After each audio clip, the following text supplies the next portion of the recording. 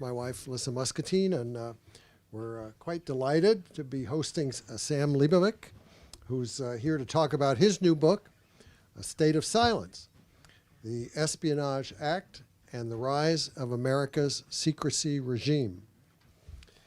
Now, Sam's a history professor at George Mason University, where he has specialized in politics, culture, civil liberties, and foreign relations. He's written a couple of previous books, one on the struggles of news organizations during a time of corporate consolidation and an increasingly secretive national security state, which is a theme that's going to reemerge in tonight's discussion. And the other previous book he wrote was on the rather one-sided flow of American culture and values abroad in the last century. In his new book, Sam looks at the history of the Espionage Act. That was an act passed over 100 years ago, passed in 1917, which made it illegal to collect information for a foreign government, and also illegal to disclose secret information to those unauthorized to receive it. But over the years, the law has been applied not just to punish spies. During World War I, it was used to target left-wing opposition to U.S. involvement in the war and the advocacy of labor strikes.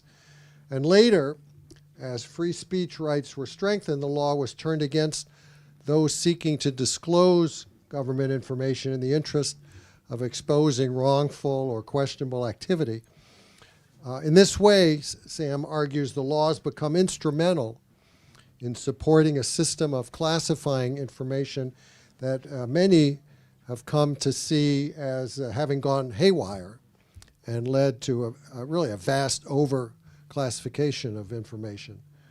So the basic question that Sam asks at the beginning of the book and seeks to answer is, how did a law passed during World War I to prevent foreign spies from stealing secrets become a tool powerful enough to prevent the public from learning what its government is doing? Sam covers a lot of ground in the book. It's a very thorough narrative, but Sam does so in a way that Kirkus has called engaging and Publishers Weekly has praised as riveting. So we should be in for quite an informative and lively discussion. And helping us in that discussion will be Tim Shenk, who's an assistant professor at George Washington University. He focuses on political and intellectual history. He's also the co-editor of the journal Dissent. His most recent book, Realigners, has just been released in paperback and explores the history of American democracy by studying the making and breaking of the country's dominant electoral majorities from the founding to the present. And he's got another book coming next year, a very well-timed book on political consultants. So keep an eye out for that. Please join me in welcoming Sam Lebovic and Tim Shenk.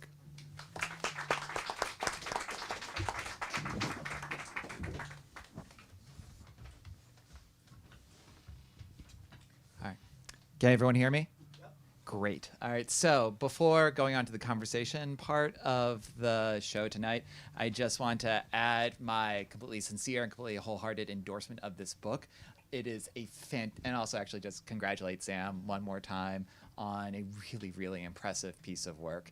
It's a cliche to say that an especially brilliant work of history reads like a novel, but it does.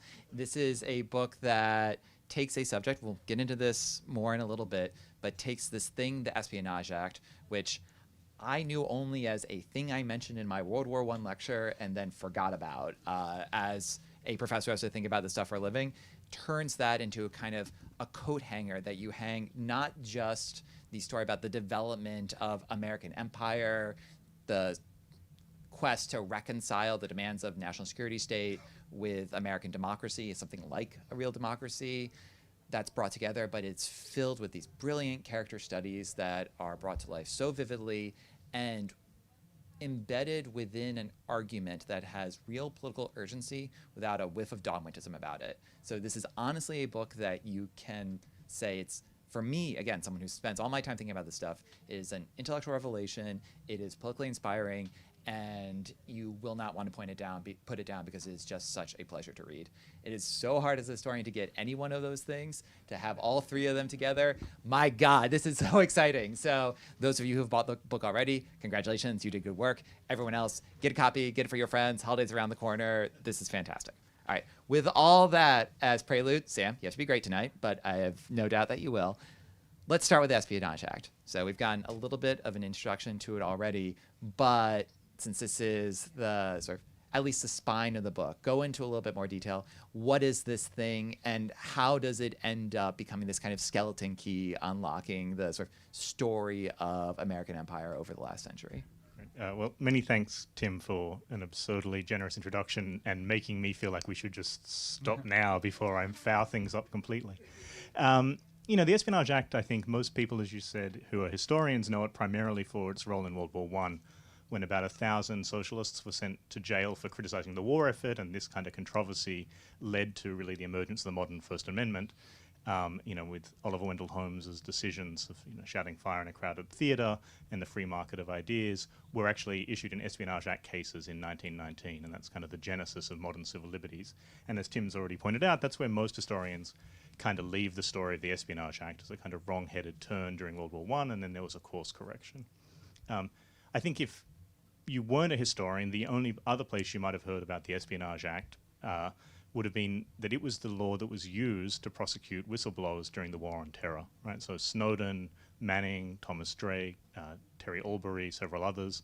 And then more recently, again, this is one of the laws that's Trump has been indicted under for retaining classified information at Mar-a-Lago.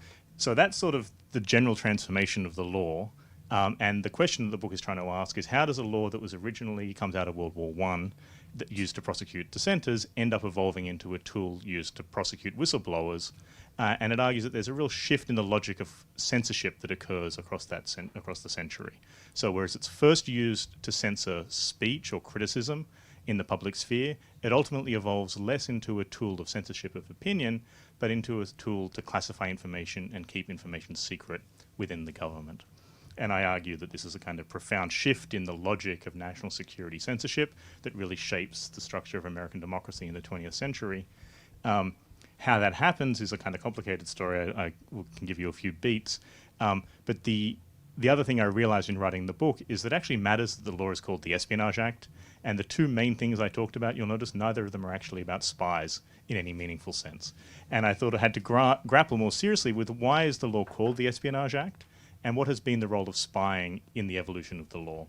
The Espionage Act has been used to prosecute spies. The Rosenbergs were executed under the Espionage Act.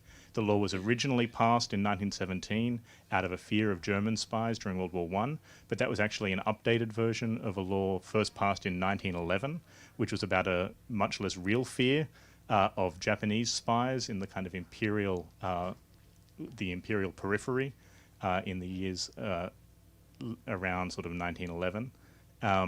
And that there's been repeated spy scares across the course of the 20th century, and a concern that the state needs to keep information secure, to police the public, to protect them from foreign interference, that has kind of provided the broader umbrella under which this evolution in national security censorship has taken place. So that's the kind of beat of the law and the beats of the book. Does that get what you wanted? So sharp-eared listeners will note that this is a story that begins kind of 1917-ish, but there's a prehistory that goes back to 1911. But I think we're all aware the history of the United States does not begin in 1911. So I think a good place to dig into sort of the larger history of the Espionage Act is to act, well, how did the United States get along without anything along these lines until 1911? Why was this a problem that suddenly seemed to need solving in 1911 when it hadn't for a century plus down to that point? Yeah, it's a great question. And one of the things that was kind of surprising to me about the book is that the 1911 Defense Secrets Act is the first time the US has a peacetime law to protect secrets. Until that time, you could prosecute spies under kind of the laws of war. So if there was a war going on and you found a foreign spy, there was a set of kind of laws of war around that problem. But there was no concern that you would need a permanent regime to keep information secret. And so the question that the book asks at the beginning is just, well, why the hell does Congress, having never worried about secrets for 125 years, pass an act in 1911 without any congressional debate, and then return 5 years later to say we need a new law actually to criminalize spying? And the answer the book develops is really that it can only be explained as part of a broader moral panic about foreign intervention in a kind of imperial public sphere. So the crucial context here is that these are years when you've got competing empires, a kind of world of geopolitical conflict between the British Empire, German Empire, the rising Japanese Empire, the US. And out of that conflict, you get the first kind of wave of security state organizations. And I think the question that's important to ask when thinking about the history of the security state is always to ask, well, who's securing what from whom? Right? And what this first wave of security state organizations are doing is actually securing the imperial hierarchies of a kind of white world order. And they're very concerned that there'll be kind of foreign interventions which will undermine, say, the ability of the United States to maintain colonial occupations in the Philippines, Hawaii, and around the periphery. That all makes it sound much more rational, actually, than it was as a historical process. In the context of the British case, which is sort of where these moral spy scares first begin, and in many ways the Americans are copying the British. They copy the British laws. They also copy the British practices. The reason that you get laws against spying in Britain is really because these are the years where spy fiction emerges for the first time as a kind of genre. And that genre is, I think, interesting. It's like a much more nervous genre than the kind of adventure stories of kind of British adventurers out colonizing Africa. It's worried about the world coming back in and undermining British geopolitical power. And there's a kind of great moment in the early 1900s when you get the first wave of spy bestsellers. One of them is written by a guy called William Le Queux, who then serializes these popular genre books in sort of tabloid newspapers. The British tabloid newspapers say to their readers, if you like this story and you've seen anything suspicious in your neighborhood, please write in and tell us about the German spies that are in your town.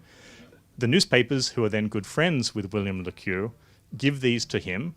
He's also good friends with the head of counterintelligence, who's giving testimony to Parliament about the spy threat, who takes his stories and presents them to Parliament as proof of a German spy scare, which then produces the first wave of kind of updated espionage legislation in the United States, which is then copied later in the US. In the US, promoted primarily by a guy called Richmond Hobson, who is a kind of strange figure, elected to Congress as a kind of faux war hero after the Spanish-American War, and who in 1911 is predicting that Japan will invade within the next 2 to 3 years, and on the basis of a kind of fictionalized scare about Japan, helps pass spy legislation in the United States. So the answer is moral panics in the context of geopolitical confrontation.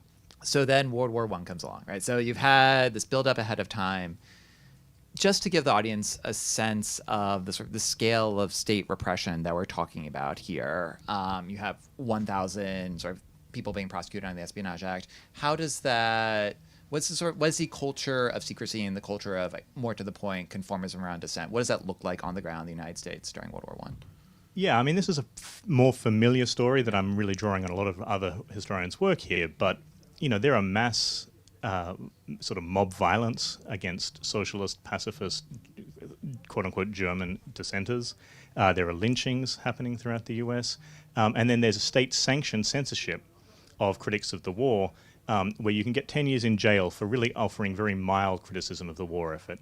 My favorite kind of almost self-satirical example is there's one man who makes a patriotic movie in 1917 in which he wants to sort of make Americans more excited to fight the war. He decides to do a patriotic war film about the Revolutionary War, and like all good war films, you need to make the bad guys do really dastardly things to sort of make the good guys look like heroes. But he's prosecuted under the Espionage Act because Britain are allies in the current war, and by making Britain look bad, he's undermining the war effort. And this is kind of funny, but he gets 10 years in jail. So there's incredible repression of dissent in the US, which is underscored by kind of mob violence against radicals like the IWW.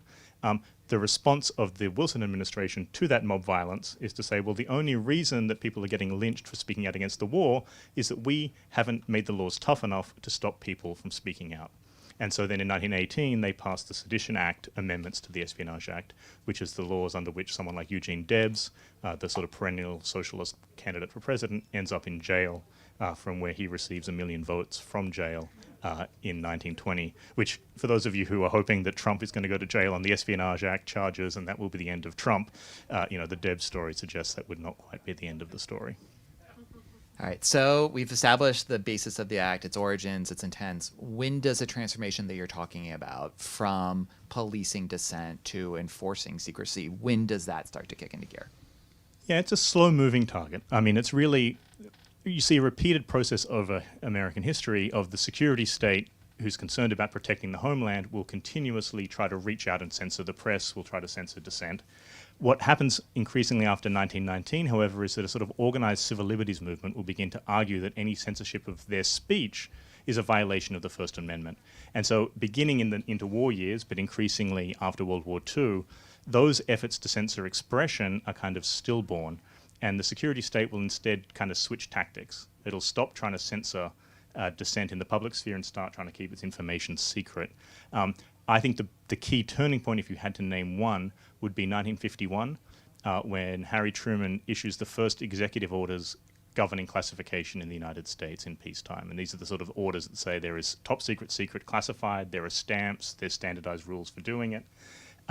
And so in 1951, that system is established. There had never been a system like it before in US history. Subsequent presidents have tinkered with that system, introducing their own executive orders, but that classification system is in place till this day. By the 2010s, that it's producing like 50 to 90 million documents classified every year. 2018 is the last year we have this number, but at that year it cost us $18 billion to maintain the secrets of the United States government. And about 4.5 million Americans need security clearances to do their work. And that whole process really begins with the 1951 executive order. How can there be so much classified secret material produced by any government in 1 year? What is going on here? I mean, the best answer is it's like simple bureaucratic practice, right? I mean, the orders say stamp anything that might be a risk to the security of the nation, right? Now, that's a really broad category. And sort of put yourself in the position of the kind of bureaucrat at the end of a long day in the office, and you've got a document in front of you, and you're asked, could this harm the United States, right? If you think maybe, you're always going to stamp it, right? I mean, that's just the way that the system works. No one's ever been court-martialed for over-classifying a document, right? But you under-classify a document, there are real problems. Once you've got that kind of bureaucratic creep set in, well, then there are other incentives to classify as well. So you read the memoirs of people working in the security branches. They often talk about the fact that, like, very quickly, if you want to sort through your inbox, you get rid of anything below the highest level of clearance that you could have a look at, because the really good stuff's going to be top secret or higher, right? And so you get a kind of palimpsest of ever increasingly secure stamps as a way of kind of trying to guide people through the mountain of overclassified information. But since the 1950s, there's been periodical reviews of the classification system, and they routinely say, people who look at it inside the Defense Department, 90% of information that's classified should under no circumstances have been classified. So it's a bureaucratic kind of inertia. So you argue that this is more than just a bureaucratic nightmare, though. You say that this is constricting our democracy in crucial respects. So why is this not just a case of sort of red tape run amok that is frustrating for people serving government, but something the rest of us can ignore? Why is it something that matters to everyone who's a citizen in this country? Yeah, I mean, there's a lot of different reasons that are all related, which is it's very hard to have meaningful public debate about US foreign policy when key information is classified, right? I mean, it creates incredible distortions throughout public debate. I'll suggest just sort of three that we can sort of distinguish. The first is that it really provides people with access to classified information key kind of leverage to shape debate about public policy. Right? I mean, the sort of the textbook example here is the selective leaking of classified information about weapons of mass destruction in the lead up to the war in Iraq. Right? I think a large part of the consensus around that war is a product of the kind of secrecy that sort of hamstrung legitimate debate about whether there was a good reason to go in. The second is that it does provide meaningful possibilities for abuse. right? And there's a long history of secretive abuse within the security state. We can look at sort of CIA adventurism, CIA torture, FBI interference with civil liberties, civil rights, and left-wing groups. All of that is facilitated by secrecy. The Church Committee looking into intelligence abuses sort of made that point in the 1970s. And then the third is to talk about just the sort of general process of alienation from meaningful debate about public policy that occurs when huge amounts of information is kept secret. In some parts, that's, I'm sure, familiar to all of us when we read newspaper stories that are one anonymous source saying X about another anonymous source saying Y. You can have your favorite of the anonymous sources, but that's not really you engaged in rational, liberal, public sphere debates of the kind of democratic model. That's like picking your favorite court insider, right? And I think it's no accident that the major conspiracy theories of the late 20th century have been conspiracy theories with the government at their center. Until this time in history, most conspiracy theory in the US sort of thought the secret society running things were the Jews or the Freemasons or the Catholics. But in the 1950s, when the US government constitutes itself as a kind of secret society, right, with its kind of insiders and outsiders, it's the government that becomes the site of conspiracy theory, and the key government conspiracies have been around sites of actual secrecy. The moon landing's a hoax, JFK's assassination, and so on and so forth. My favorite here is that once it becomes public that the CIA has been doing mind control experiments with LSD, like that's in every conspiracy theory, because like every conspiracy theory is better with an allegation of mind control. And this is not just the fringe stuff, right? I think it matters that the QAnon conspiracy theory is named after Q, and Q is the level of the hypothetical security, the real security clearance of the hypothetical insider who knows what's really going on.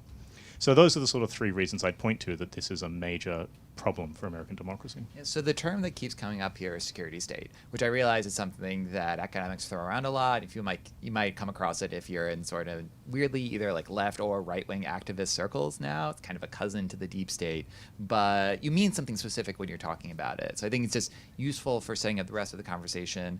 What is the national security state? Okay, so the national security state are those branches of the government that understand what they're doing as securing, in some sense, right? That's not as facetious a response as it sounds. The reason is that, how would you define what the security state is? I didn't write a book about it. Yeah. Well, let's say that it's clear that this book is in some sense a sideways history of the national security state, which is the story of like the most, in some sense, like expansive and ambitious arm of the American government over the 20th century. And that it seems to me that your causal narrative about the shift from dissent to secrecy, it really is sort of the driving force here is the emergence of this national security leviathan. And there's a reason why it's this mid-century 1945 to 1955 period when a story that had been moving in one direction, it really, really kicks into a higher gear at that moment, which is when, in a sense, the American national security apparatus as we know it today takes its modern shape. But that thing is so huge. And those of us who are just trying to get through the day and we encounter the government as the post office or social security check or our kids' school, this is something we are aware of. But it is, for reasons you discuss in the book, it is simultaneously out of sight, but arguably the most important thing our government does. So just setting the stage a little bit for that conversation, I think, will be helpful. Yeah. So part of the confusion here, I think, is that the phrase the national security state is what we use to really sum up a variety of functions that the government performs, right, around defense, around policing and domestic dissidents, around surveillance, and around intelligence gathering. And we've got a sequence of organizations that do that kind of work. The reason that it's a little bit sort of tricky to just refer to all of those things as a security state, or why that term might sort of itself be problematic, is that the term national security was basically not used in American politics until the 1930s, right? Until that moment, the language is really a language of national defense. And there are some scholars who would argue that really the development of a discourse of national security in the 1930s indicates the arrival of a whole new worldview, right, in which foreign affairs is no longer just something about international relations, but also requires regimenting domestically internal affairs to protect them from foreign subversion. That would be a neat way of answering the question, except that part of what I'm arguing in the book is that those discourses of national security, a kind of expansive vision of foreign threats that requires internal policing, predate the use of the literal term national security and are already being read into older terms like national defense in the years around World War I. But there's a real debate in both American history, but also in political philosophy around what security is and what security could be. You've got left critics like Mark Neoklios who argue that basically security is the kind of prime reason of the state back to, wherever, and what it's securing in his view, he's a Marxist, is securing private property, right? Through to kind of more contemporary critics who argue that national security was always a kind of term up for debate and negotiation, and that its use just in a kind of geopolitical framework in the 1940s is new. But from my point of view, there are a host of organizations who understand their role to be securing the state, and we can sort of point to what they are and the divisions of labor between them, FBI, CIA, NSA, and so forth. And that what's distinctive about them is that they try to understand themselves as some ways outside of partisan politics, whereas every other part of the state in many ways is something to be contested and negotiated. And in fact, that's built into the administrative architecture of the state. It's things like the Administrative Procedure Act, where you can kind of petition, and it's supposed to be responsive to pressure groups. The national security state understands itself to be doing something sort of prior to that, essential to the perpetuation of the nation, and therefore, you don't get to sort of contest its policies in the same way. And key to that process is actually the history of secrecy. Because other parts of the government, right, we have things like FOIA emerge in the 1960s, where you can petition to get information so you can contest its policies. But the security branches are all exempted from FOIA, because what they're doing is understood to be outside of politics in that particular sense. And one key thing to keep in mind is that in our polarized political moment of 2023, and for the last few years, more than a few years at this point, I think we're accustomed to thinking, well, if there's a really important issue, Democrats will be on one side of it, Republicans will be on the other. And this is a case where the building of this national security state, as you show, has been a thoroughly bipartisan project from the start, where there are dissidents on both sides, but there are supporters in both parties as well. And this is a case where it's not just, say, conservative Democrats forming an alliance with conservative Republicans. You argue that this key moment in the making of this national security state is a mobilization against a perceived fascist threat at home in the United States in the 1930s going into the 1940s. So this is the case where we get to say, among other advantages of the book, it has Nazi spies. Not particularly effective Nazi spies, but good stories about Nazi spies. You will find them in this book. So for uncles everywhere, another reason to pick this thing up. But could you talk more then about that almost sort of the left-wing history of the left-wing origins of the making of this national security state, or the anti-fascist roots of this thing we know and maybe don't love today? Yeah, I don't think I'd go so far as to say left-wing. Come on, you've got books to sell. Yeah. I mean, I wish the left wing had sort of had the power to sort of shape a security state in its keeping. Really, the left has been the victim of the security state through most of its history. But it is the case that a kind of fear of Nazi spies in the years around World War II is a kind of crucial moment in the legitimacy of a set of legal innovations, policing innovations, and the FBI that will very quickly sort of be used against the left in the context of the Red Scare in the early Cold War. And, that sort of makes some sense if you read headlines that, like, the FBI in 1941 has gathered up the largest Nazi spy ring in US history.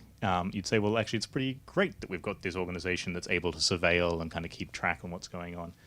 When you actually look at what the Nazis spies were doing, though, like, it's really unimpressive. And the FBI's effort to, like, police them is also pretty ramshackle. They basically are effective because, I mean, there's like one guy who's working in a radio factory in New Jersey who basically just tells his coworker that he's a Nazi spy, and could you tell me where I could find the blueprints? And, like, the guy goes and just reports him to the FBI, and they go and arrest him, and he names a bunch of other people. They find one woman who comes in on a boat. The way that the Nazis ran information back to Europe was on German-owned steamships. And she, in her briefcase, had, like, all the coded messages for the Nazi spies, but also the code to the coded messages that she'd forgotten to destroy. And so there's a sequence of these spies who are really not particularly effective, but the FBI is very itself skilled at kind of selling a story to particularly right-wing media at the time about how effective it's been in busting busting spy rings, and this creates a kind of moral panic in the US about Nazi spies. I don't have the numbers on my top of my head, but they're in the book of how many people are reporting to the FBI that they think there are Nazi spies in their community, and it's like just a sharp escalation once the FBI starts publicizing these stories. And those spies that are there, the key case in this book is a guy called Edmund Carl Hein, who's actually arrested on Espionage Act charges, spends most of World War II in jail, but then successfully appeals his conviction of the Espionage Act in 1945, and the court lets him go on the simple grounds that all the information he had collected and sent back to the Nazis was publicly available. Right? He'd gone to newspapers, air shows, and so forth, and wrote that up and put it in reports that he sent back to the Nazis. At the time, the security branches are really unhappy with that decision, and they're like, if you let this guy off for gathering public information as a Nazi spy, we're going to have no choice but to start classifying more information and keeping it secret. And in some ways, that's what happens. So yeah, there's a kind of fear of Nazi spies, but I think it's much more instrumental on behalf of the FBI, and then much more responsive Americans worried about the emergence of World War II than it is any serious geopolitical threat to the United States. And that fear will become, in a sense, institutionalized during the Cold War, except, of course, the fear this time won't be directed at Nazis, it'll be directed at communists. So how does this interwar this sort of World War II era push against Nazis, how does that lay the groundwork for the post-war Red Scare and the campaign against communism? What comes next in this story? Yeah. I mean, I think there are two interesting precursors to the Red Scare after the second Red Scare after the Second World War. The first is the first Red Scare, which comes in 1919 and is really pioneered by early sort of demagogic politicians who try to whip up fears of foreign subversion. But in 1919, they don't really have well-established sort of security bureaucracies that can provide them with like objective information about the threat, right? I mean, J. Edgar Hoover gets his job in 1919 in part collecting information about radicals in the United States, and he'll maintain his kind of posts through to the 1940s. By the 1940s, he's kind of an elder statesman with a great reputation for objectivity and a great reputation of having caught Nazi spies. And so when he again starts saying, well, look at all these potential communist spies running around in the United States, it's got a kind of a veneer of importance to it. The second is a kind of long-running conservative anti-communist politics, right? And the Republicans have been out of power since 1932 in the early Cold War. They're looking desperately anything they can do to attack the New Deal and kind of reestablish their perch. And an attack on communism is a kind of effective political strategy, right? These two things meet in the context of an actually existing Soviet espionage program in the United States during World War II, and then allow these kind of advocates of a second Red Scare the kind of crucial moral purchase and moral legitimacy. And then, because all the information about the spies is itself classified, right? The Venona transcripts, which have kind of captured evidence of a Nazi spying and not released until the 1990s, what happens in the early Cold War is a kind of sort of sound and fury debate about whether there are spies, are there not spies, and a kind of moral panic that is whipped up. And to this day, I think we still want to debate the Soviet spy scare in the terms of the 1940s, like were there or weren't there?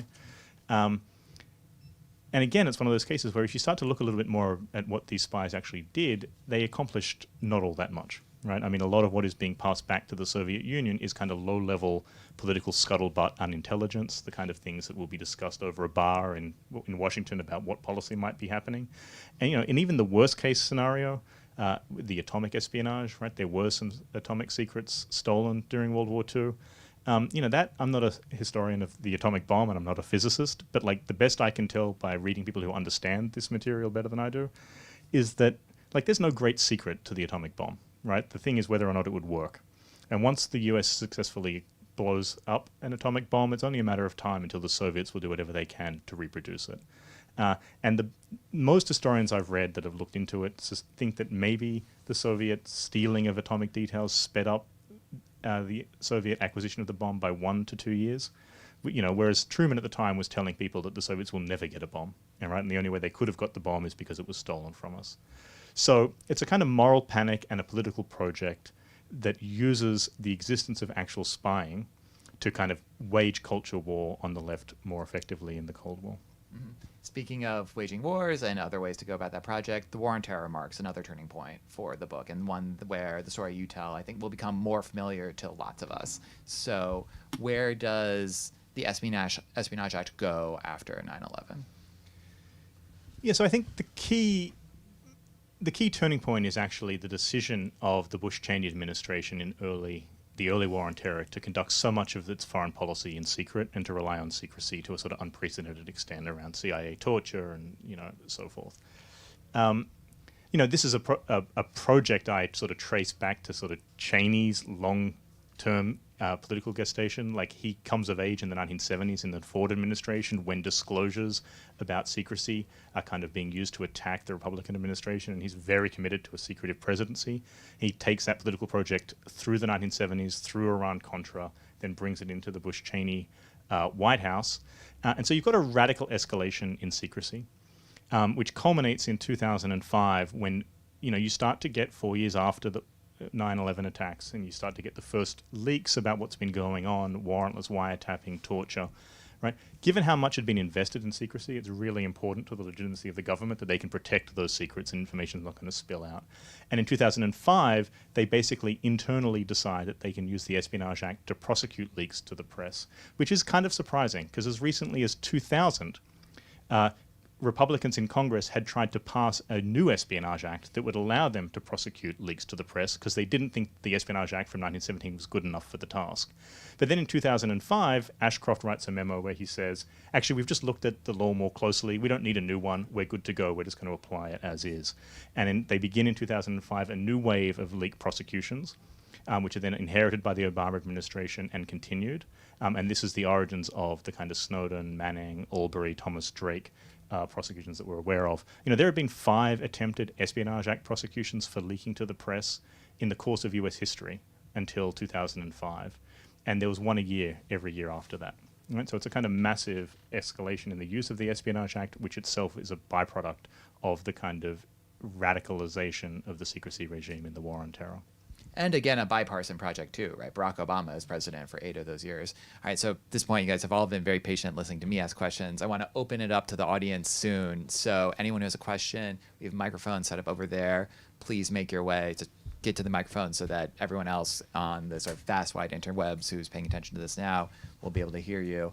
But while people make the way to the microphones, one last question from me, which is going back to this subject about the politics of the national security state. And you mentioned that Trump is being prosecuted under the Espionage Act. And I think it's fair to say that post-2016, one consequence of having this sort of eruption of right-wing populism with its skepticism of the deep state has been an almost flipping of what you would expect the traditional politics would be around this, that you see conservatives all of a sudden saying kind of nice things about Edward Snowden, who they weren't a fan of before. At the same time, you see a lot of liberals, a lot of Democrats saying that this sort of responsible national security apparatus is one of the things that's going to keep us safe. It's going to protect our democracy. And something I love about this book, why I feel like it is politically urgent without being dogmatic, is that your view of the subject doesn't fit neatly into either camp. And acknowledging that this is a complex subject and your own view is nuanced, what would you say, if there's a moral to this story about the making national security state, what it can do and what its real limits are, it's sort of the danger it poses to our democracy, where do you think that should leave the rest of us when we're trying to think about what to do next? Just a little one to round things out. To wrap things up. I think one of the lessons of the book, I hope, is that, national security politics is still just politics, right? And that at the end of the day, we should think about these as competing claims for what should be done in the public interest, and the way that democracy is supposed to work is that competing visions of what is in the public interest get aired and debated, and then we sort of muddle our way through a kind of collective understanding of what that might be. And so much of the discourse around national security, whether it's on behalf of sort of right-wing historical right-wing figures who want to punish the left, or contemporary figures who want to use a kind of vision of a neutral, technocratic security state to purge what they don't like from the right, from the body politic, is really an effort to take those political debates outside the realm of politics altogether and to turn them into a kind of project of technocratic policing. And I just think that that's no real way to conduct democracy. B, I think it's highly unlikely to be effective in the short term or the medium term. And C, it of itself builds up certain capacities, certain dispositions in the state, certain ways of thinking about the relationship of citizens to their state and the way that politics should operate that take the very lifeblood out of democratic debate entirely. They are sort of literally disempowering for the people who are making those claims. So, that's, I guess, the ultimate lesson here is that if something is about national security, it's still open to political contestation, and we shouldn't allow people making those claims to kind of stack the deck in their favor in any sense, but particularly not in the sense of keeping us from even knowing what they were doing in the first place, which is their preferred mode over the last 50 years. Yeah. And in the name of democracy, let's open up the floor to questions from the audience. It seems as if you're saying that there's been a shift from the Espionage Act protecting against secrets going to foreign governments, and instead to protect from secrets to going to the public. And perhaps that has to do with the emergence of world government, so that it's becoming that there aren't really any foreign countries anymore, but there might be maybe groups of people or individuals that are maybe dissidents or something. And so it might be used for that instead. And a good example that I'd like you to discuss is how the Espionage Act might possibly relate. I don't think it's been used yet for this purpose, but having to do with the pandemic and the vaccines and all of the secrets surrounding that. And maybe there were some selective disclosures made that seemed like violations, but maybe they were purposely allowed, maybe to create conspiracy theory, to have people to bash or something. Like when the Secretary of State came out early on in the Trump administration and said, oh, well, this is just a drill, talking about the pandemic. And that seems like giving stuff away. And, of course, Fauci and Gates, said in no uncertain terms that there would be an event in the second part of Trump's presidency. And that seems like it gave away some secrets. Yeah, I mean, so the question you raised, I think, is one that kind of came up repeatedly in the work for the book of actors at different points in time, which is if we do have a legitimate interest in keeping information secret from hostile foreigners, is there any grounds that we can distinguish between keeping that information from circulating abroad and keeping it away from the citizenry themselves? The solution to that problem in the 20th century ultimately was, there's no way to stop information circulating abroad at all, so therefore we have to keep it away from the American public themselves. Part of the reason that the book spends so long trying to actually think through what foreign spies are able to do at various points in time and to think about what the value of the information is to question the first part of the premise, right? Which is to say there's, most people would think, well, we shouldn't allow foreign spies to get information, therefore it's a necessary sacrifice to prevent the American public from knowing what's being done in its name. But if you sort of deflate the threat of foreign information going to foreign governments a little bit, then the costs to depriving the American public seem greater. And, that's, one of the arguments of the book is that the law doesn't distinguish very well between information being disclosed to foreign governments and information being disclosed to the American public. I don't think you probably could make that distinction meaningful in the law. So then it really is a question of whether or not you want to sacrifice the public knowing things because you don't want a hypothetical negatively acting foreigner to know things, or whether you want to actually in some ways reduce the threat of the foreigner knowing anything by making it public, right? I mean, one of the ironies is that, the more secrecy you have, the more incentive there is for foreign spying, right? I mean, it increases the value of the information. If you just kind of disclose presumptively, well, then it reduces a lot of the value of that information, I think. So yeah, it's a difficult set of balancing acts, but the way we've drawn it historically is really to put all the weight on one side of that equation, and the book is just hopefully asking to think through a little more clearly who are the citizens actually at stake in the policies. Yeah, thanks for the question. All right, next up. It's going to be great fun, I think, to see the Trump real estate lawyers in the clutches of the national security lawyers. One question I have is, I think at least some of those people have said that they're not really sure what Snowden got when he took all those documents. You think that's true? That they want to talk to him because they're not even sure what they had in specific classes of classification, things like that. Yeah, I mean, it's one of the difficult things in trying to work out how to evaluate the benefit of Snowden's disclosures is, he really was asking the American public to engage in a debate about the costs and benefits of warrantless wiretapping and massive surveillance. And I think we tend to have that debate as one in which the two poles are security or privacy, and that we have to sacrifice some privacy to get more security, or vice versa. I actually read Snowden's disclosures a little bit differently, and I read them in light of Thomas Drake, who was the first person charged with Espionage Act violations about the National Security Agency, and that most of the warrantless wiretapping is really, I think, best understood as a corporate boondoggle. That it's incredibly expensive and has returned not that much of value. So it's a program that produces huge amounts of information, huge amounts of documentation, and has produced sort of negligible consequences for security, on the other hand. Now, the difficulty in part of evaluating this question is that Snowden, extracted large amounts of information, but then very self-consciously did not do the sort of Chelsea Manning WikiLeaks mode of mass disclosure, although that itself was less of a mass disclosure than we think. But he took it to journalists and said, please pass this and work out what's in the public interest. And that was the information that was released.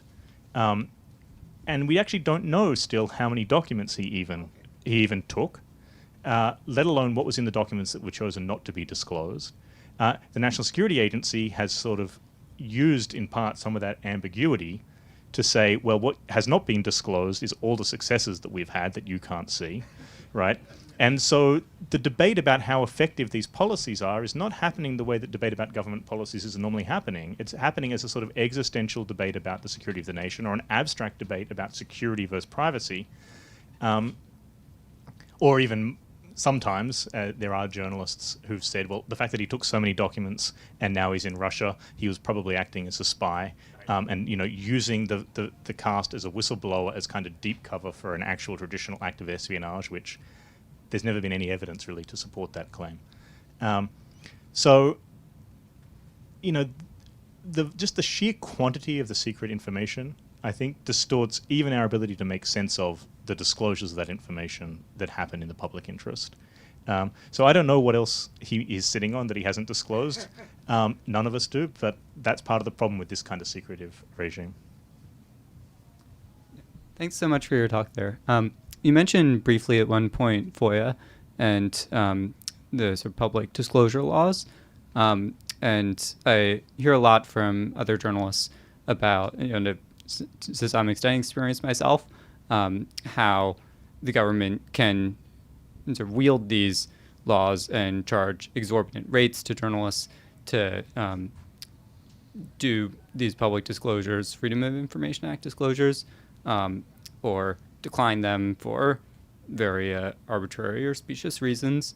And so I know they're not your direct focus, but I'm curious if you think that some of these tactics that were initially developed for national security issues have bled into other realms of government and sort of been wielded in these other ways to curtail journalists and others seeking information. Yeah, it's an interesting question. I don't think I would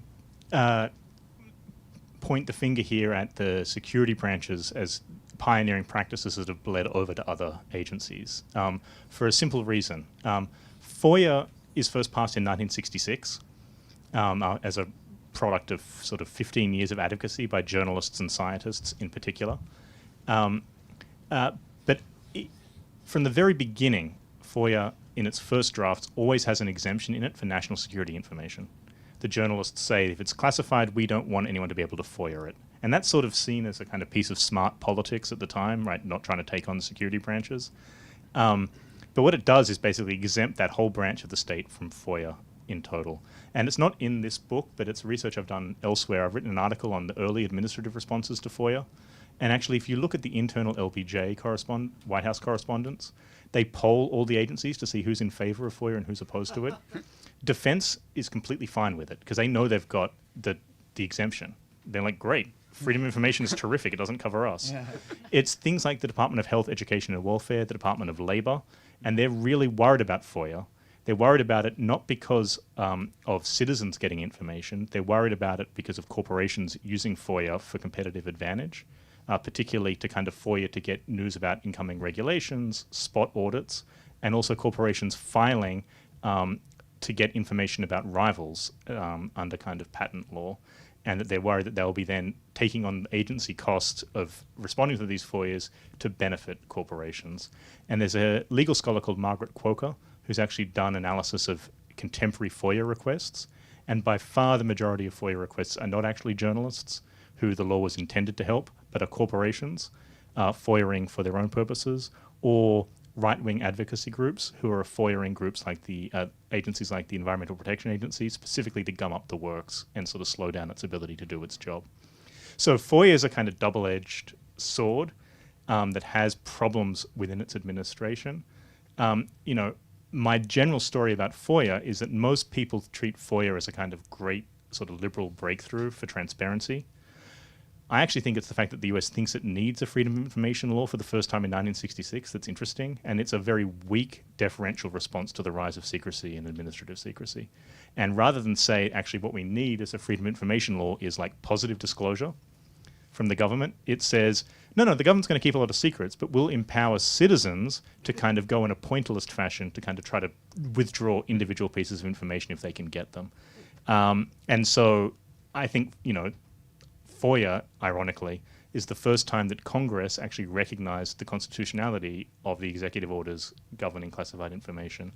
And one of the things that a revised secrecy regime would do would be to kind of reconcile better the secrecy laws and FOIA and not rely on FOIA as the primary means of transparency.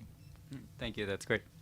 All right. With that, I'm going to pull the reins on this. I'm going to thank Politics and Prose for having this event. This place, as you all know, it's just one of the jewels of our city. So glad to be a part of it. And I want to thank Sam for writing this wonderful book that got us all together tonight.